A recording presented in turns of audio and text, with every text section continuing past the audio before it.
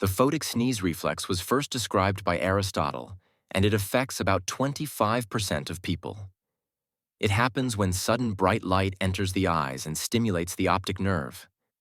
That signal, by mistake, also activates the trigeminal nerve, which controls the sneeze reflex. The result? Mixed up brain signals and...